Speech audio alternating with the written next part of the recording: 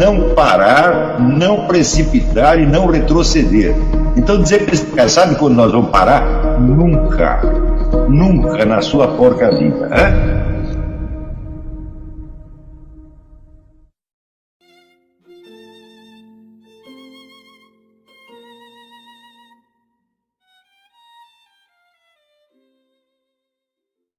Rafael Santos pergunta: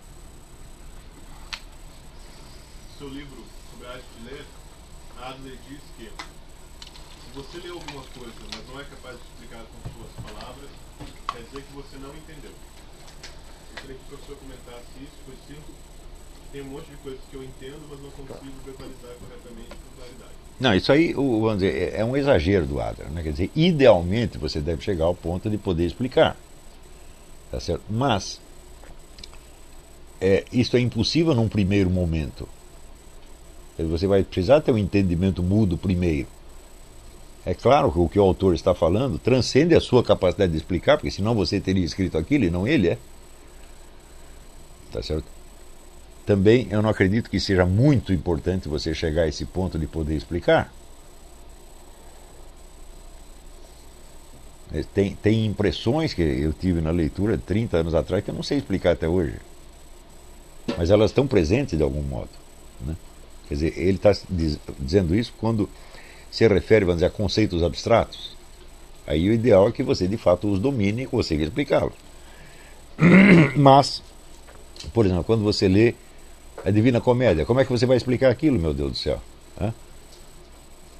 Você pega o primeiro verso, né? No meio do caminho desta vida, né? O que quer dizer esse meio do caminho? Pode querer dizer tantas coisas, você nunca vai esgotar. Então, tem que ser outro Dante. Claro, você teria que ser outro Dante. Então, evidentemente, ele está falando de explicações, de conceitos abstratos, não de símbolos poéticos, né? Olá, como você comentou a respeito do Adler, que a perspectiva dele é diferente do que você procura obter, transmitir para os seus alunos, quando ele fala que você não consegue explicar, talvez seja algo dentro da dimensão do que ele ensina, equivalente ao que você diz, você tem que tomar posse daquele conhecimento. Isso não necessariamente, às vezes você explica aquilo, mas você introjeta aquele conhecimento. Sim, mas e passa a fazer parte de você. Quando se trata de símbolos poéticos, quer dizer, esse introjetar, esse tomar posse, não quer dizer que você seja capaz de explicar aquilo. Sim. Mas, sobretudo, você nota que o indivíduo entendeu uma mensagem poética quando ele observa análogos dela na vida real. Mas esses análogos são ilimitados. Mas aquilo Não é normal você, quando você está explicando alguma coisa, você de repente vai ilustrar aquilo, você lembra um verso. Então você está dando mais um exemplo, mais um análogo que apareceu. Quer dizer, você está reconhecendo na realidade análogos daquilo que ele diz. Isso mostra que você entendeu. Ainda que você não consiga explicar aquilo, né? Na verdade, a explicação, vamos dizer, de um poema seria apenas um conjunto de análogos que você fez. E pode haver outra explicação, e outra, e outra, e outra, e outra, e outra. Isso não acaba mais. Assim como se você estiver falando texto sacro da Bíblia, então aí que a coisa não acaba mais mesmo. Agora, o Adler está dizendo isso porque aí tem que explicar. Os alunos que não estavam durante a semana pularam esta parte. O método do Adler é feito para criar um cidadão consciente da democracia americana capaz de discutir os assuntos públicos. E supõe que exista uma democracia funcionando, que existam valores e leis conhecidos de todo mundo, tá certo? E que a ordem política esteja funcionando. Essa situação não se cumpre no Brasil, evidentemente. Então, o objetivo do nosso curso não pode ser isto. O nosso objetivo é fazer pessoas que consigam sobreviver, tá certo, num meio culturalmente deprimente, não é isso? E que possam, por si mesmas, exemplificar uma ordem ideal nas suas obras e nas suas pessoas, que possa mais tarde inspirar outras pessoas. Esse é o nosso objetivo. É muito mais ambicioso, pensando bem, do que o Adler. O Adler está preparando as pessoas para uma circunstância social que já está pronta e que, de certo modo, os favorece. E nós estamos preparando pessoas para atuar num ambiente onde tudo os desfavorece. Você tem que abrir, você não tem uma estrada pronta, você vai ter que abrir a picada no facão.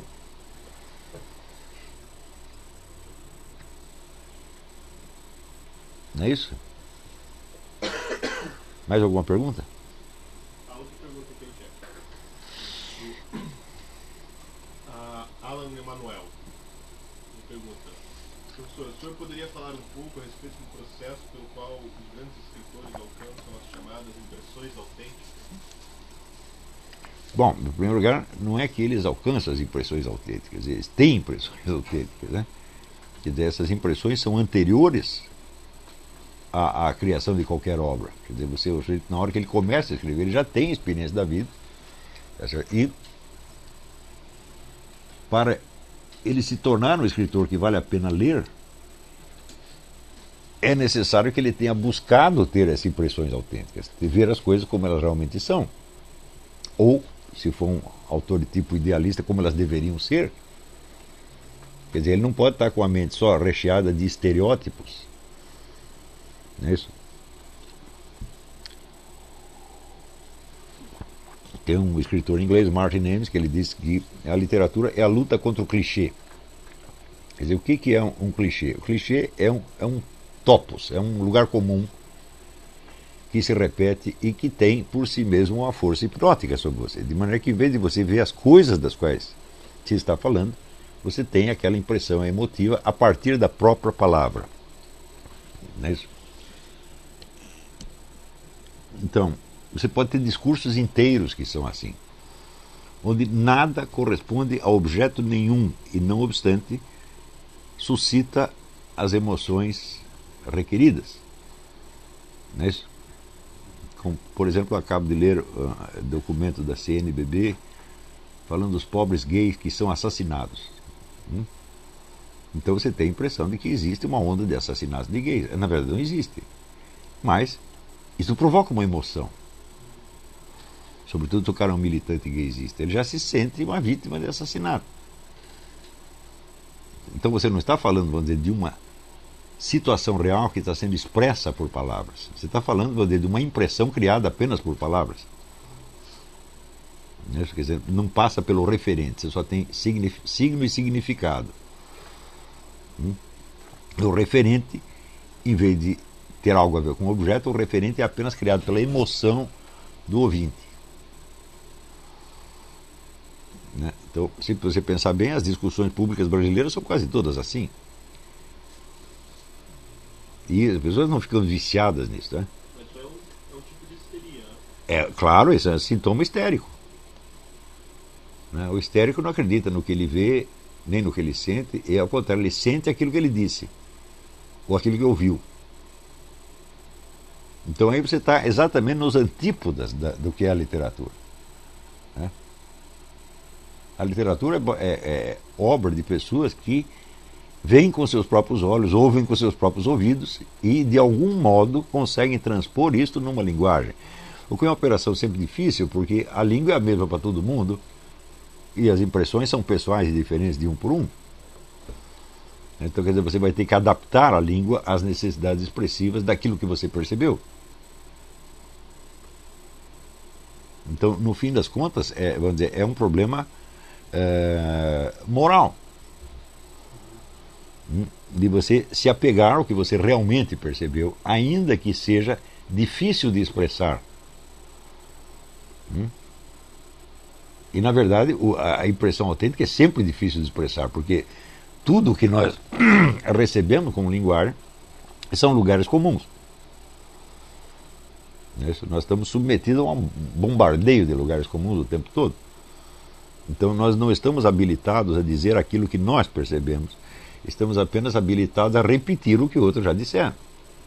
E veja, a simples aquisição da habilidade de falar como os outros já é um problema.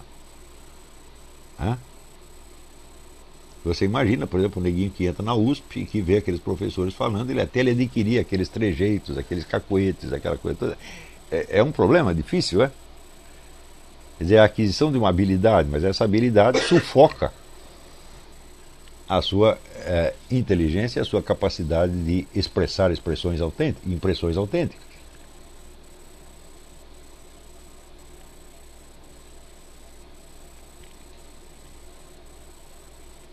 É claro que só pode existir uma literatura digna do nome onde haja um espaço para a individualidade. Senão a literatura se torna, vamos dizer, uma repetição. Não é isso? Durante grande parte da Idade Média, não tem nenhuma literatura que vale a pena, porque você só tinha atividade mais criadora, ou nas artes plásticas, ou na filosofia. Né? Mas a literatura era apenas um negócio didático para as massas que repetia sempre as mesmas mensagens. Então a gente não tem por que ler essas coisas hoje. Então logo começa, vamos dizer, a civilização urbana permite um certo desenvolvimento da individualidade e começa a aparecer uma literatura mais interessante. Também, se você observar assim, você pega a história da União Soviética. É claro que existiu uma imensa literatura soviética, moldada segundo os cânones do partido, etc. Só que ela não tem interesse para nós, porque é tudo igual. Então, somente os dissidentes, os caras que estavam na cadeia, é que tinham uma individualidade suficientemente desenvolvida para fazer uma literatura interessante. Mais doutrinação. Né? Sim, mas não é bem doutrinação, é uma macaqueação de formas. Né? O intuito podia ser doutrinário. Né? Então, mas durante a Idade Média, a literatura, o teatro, né, medieval, e a literatura soviética, elas ainda, não é a expressão adequada, mas poderia dizer que elas estavam a serviço de uma hegemonia cultural. Sim, sim, sim. Mas a impressão que eu tenho que hoje, como você está colocando no Brasil, não é isso. É só aquele fenômeno do conselheiro Acácio, sabe? A repetição de sim, esse aspecto de macaqueação no Brasil transcende infinitamente o problema da hegemonia cultural. Vamos dizer, começa com uma luta pela hegemonia cultural, mas hoje não é mais isso, não. Quer dizer, hoje é uma incapacidade consolidada mesmo, quer dizer, é uma crise da linguagem, uma crise da inteligência. Então, de certo modo, essas pessoas nem podem ser doutrinadas mais. E nem, não podem nem precisam, né?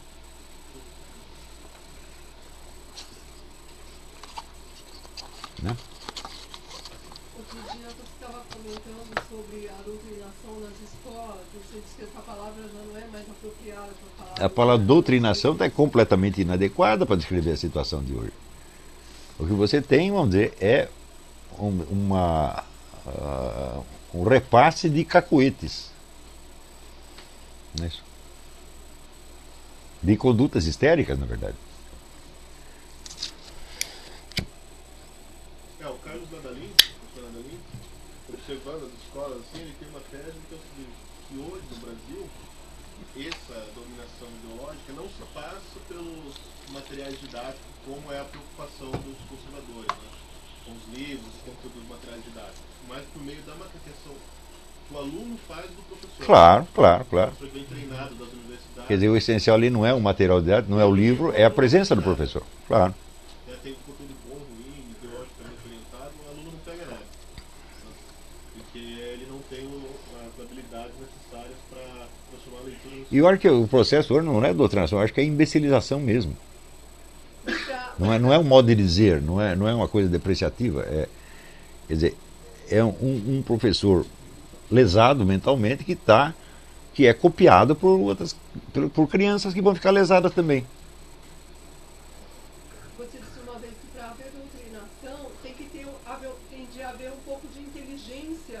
É evidente, é evidente. Assimilar aquela doutrinação. Para haver uma doutrina, precisa haver uma doutrina contrária.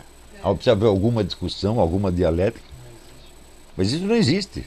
As pessoas são incapazes de pensar qualquer coisa fora daquele universo delas. Elas não têm nem com quem discutir.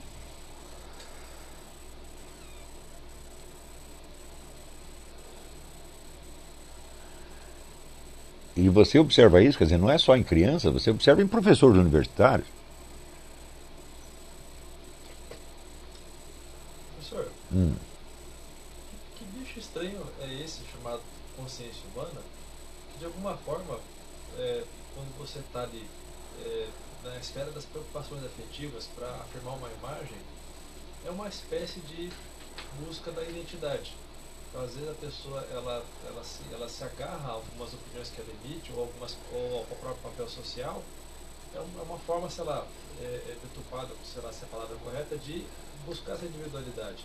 Mas pelo que o senhor está explicando sobre a forma como a gente deve se colocar, a facilidade com que a gente deve tratar a realidade, é uma espécie de caminho contrário, ou seja, é a própria aceitação da realidade que te transcende, ela mais ou menos ela vai desintegrando você.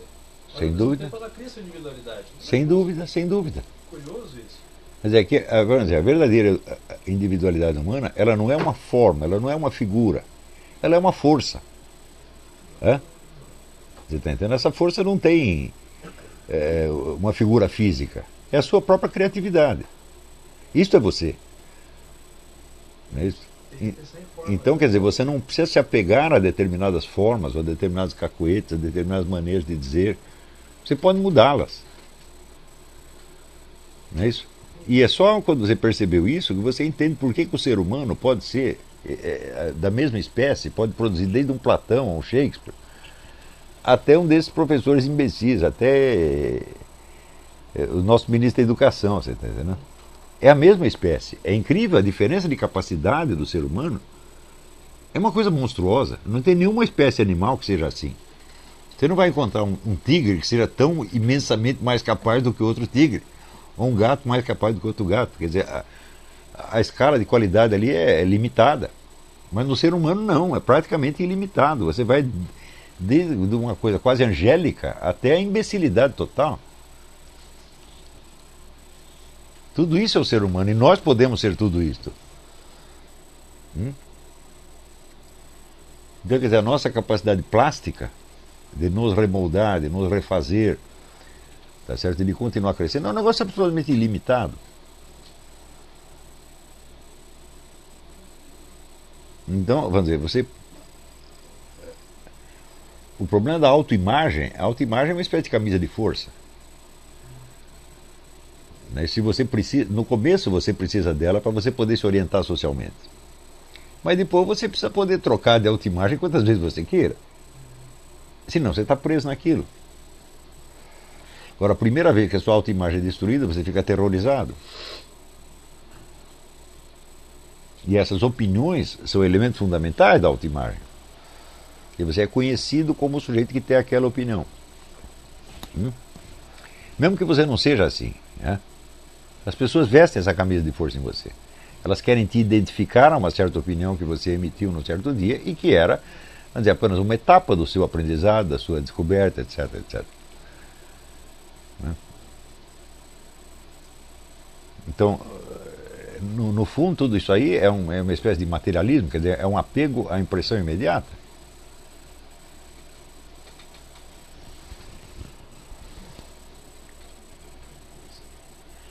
Se você pensar, vamos dizer, na escala de imortalidade da alma, é isso? Bom, será que a sua alma imortal tem as mesmas opiniões que você tem agora? Não, as suas opiniões terão ido todas embora. Não é isso? Imagina que você tivesse acesso, vamos dizer, a um universo infinitamente mais rico do que esse e você fosse muito mais inteligente do que você é. Você conservaria as mesmas opiniões, os mesmos cacuetes? Não, você ia esquecer tudo isso e ia continuar sendo você mesmo. Porque você não era nada disso.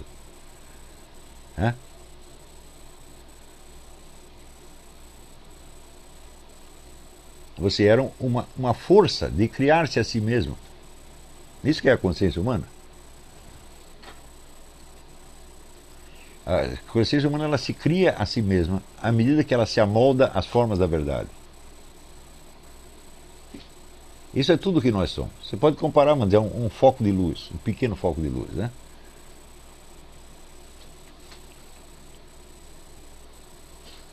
Então isso não tem um formato, por assim dizer, né?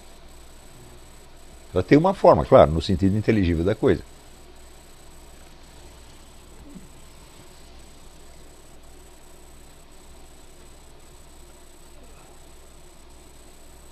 O bicho mais estranho ainda é a liberdade humana. Pois é, você tem a liberdade por causa disso. Como assim, por causa? Porque você é capaz de se refazer. Senão não teria liberdade alguma. Senão teria que se repetir infindavelmente. A gente às vezes Se você não tem nem a liberdade de mudar de opinião, como é que vai falar em liberdade humana? Mas que coisa, um somatório de situações tão conjunturais, de tantas circunstâncias, de tantas coisas fortuitas, é aquilo que de alguma forma vai se impregnar no seu ser eterno. Não seria isso? Porque de alguma forma a nossa existência, para a consciência que fica fazendo recorte. Nada vai se impregnar no seu ser eterno. Nada. seriada, a nossa- Absolutamente nada. Tudo que te aconteceu não tem importância nenhuma. Mas aí, Mas não é isso que é o perdão dos pecados? dar de novo. Se tudo se impregnasse em você, o perdão dos pecados seria impossível. Não é isso? Quer dizer, você pode ser refeito. Você pode mudar de forma infinitamente sem deixar de ser você mesmo.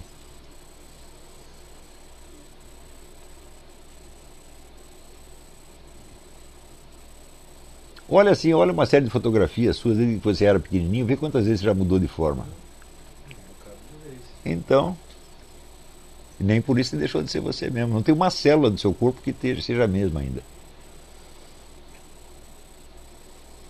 Também as suas ideias, você já mudou de ideia 1000 vezes sem perceber. Então isso não tem importância. Só tem importância, mas é aquele núcleo da sua consciência. Isso é que é você.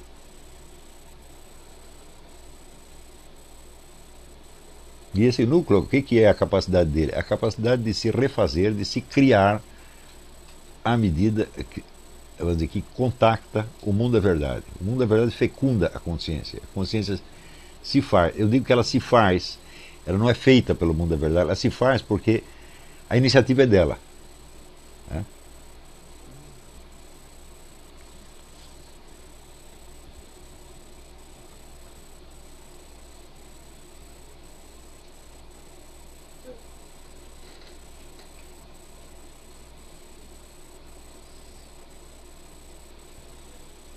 Na escala religiosa é isso que se chama a santificação e a divinização. Mas o que eu estou falando é uma coisa bem anterior a isso. É? De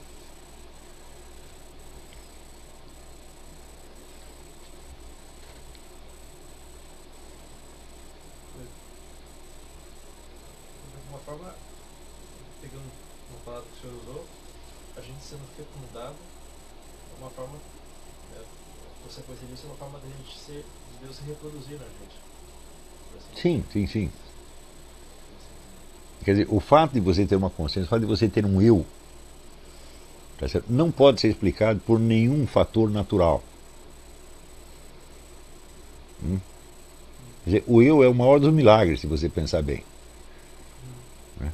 Porque o próprio Deus se define como eu sou, o eu sou. Né? Então, esta capacidade de ser eu é uma coisa divina. Né? E de algum modo isso está presente em nós. Eu não sei como, não venha me perguntar porque eu também não sei. Mas, então, quer dizer, é a própria inteligência divina, o próprio Logos que se refrata em milhões de reflexos. Esse reflexo somos nós.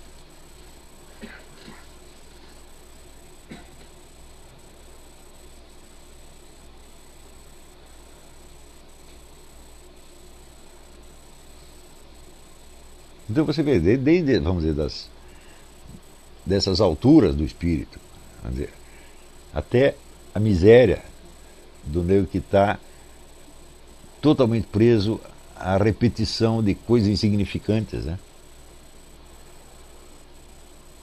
Mas tudo isso é a humanidade. A humanidade tem todas as possibilidades. E nós, cada um de nós tem todas elas. Né? E note bem que não é porque nós temos acesso a essas alturas que nós nos libertamos do outro lado. Não, de jeito nenhum. A vida inteira estamos presos a isso aí. Porque isso é a situação humana. E no fundo era isso que Aristóteles queria dizer com o animal racional. Você não pode esquecer que quando ele vai explicar o que é a razão, né? A razão não é só a capacidade de pensar, não é só a capacidade de fazer silogismos, a razão é nous, é espírito, tá certo? Então, um animal dotado de espírito, mas que não deixa de ser animal por causa disso, né? E que, portanto, está preso a todo aquele mundo dos reflexos condicionados, da repetição, etc, etc.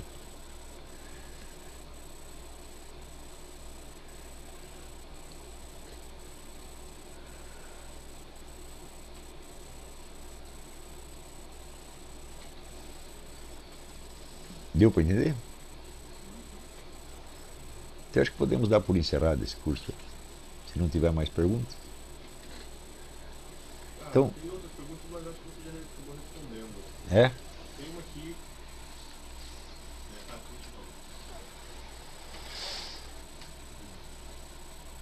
Bom, qualquer que seja o caso, a semana que vem voltamos normalmente com o seminário de filosofia. É isso. E este curso aqui mais tarde será disponibilizado para quem deseje comprá-lo. Tem um aluno, Caio, que faz uma pergunta se você poderia indicar algum autor, se algum fotógrafo que faria na área de fotografia, do cinema, um trabalho análogo à compreensão da realidade, da beleza, como na literatura. No cinema tem muito, tá certo? Mas na fotografia pode ser que tenha, mas não me ocorre no momento não. Mas eu vou pensar e vou ver se descubro. Você tem em mente alguma coisa de cinema agora para dizer esse professor? Ou você vai pensar depois?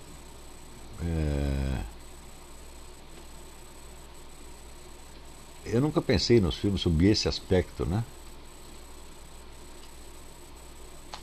Não, prefiro responder, não sei. Mais tarde eu penso. E o Alexandre Miller Ribeiro pergunta, num país com a linguagem como está, o nosso, qual lhe parece o grande desafio para quem pretende fazer literatura de ficção? Bom, então, em primeiro lugar,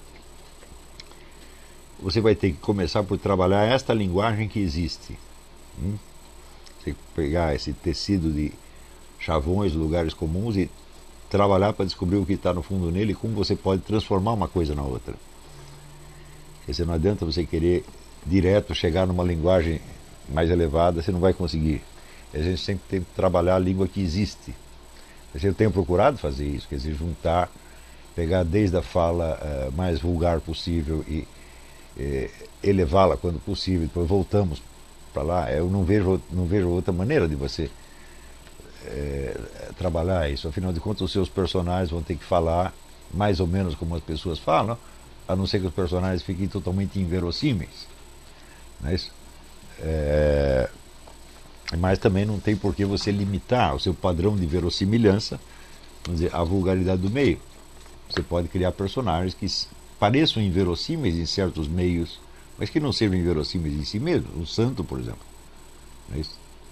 Um santo, um herói, um gênio, uma coisa assim, não é verossímil pelos padrões vulgares, mas essa inverossimilhança é apenas uma aparência perante certo público.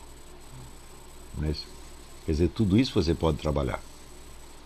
Mas você reencontrar a articulação da linguagem por trás dessa desarticulação presente, eu acho que essa que é a função. Mas o segundo lugar seria documentar a verdade da experiência de ser brasileiro nesses últimos 30 ou 40 anos, que a literatura não documentou de maneira alguma. A nossa literatura parou em maio de 68. Né? Quer dizer, até hoje é só a choradeira de comunista que foi perseguido, coitadinho, pela ditadura militar. É só nisso que se pensa. Parece que isso foi a última experiência brasileira. Não é isso?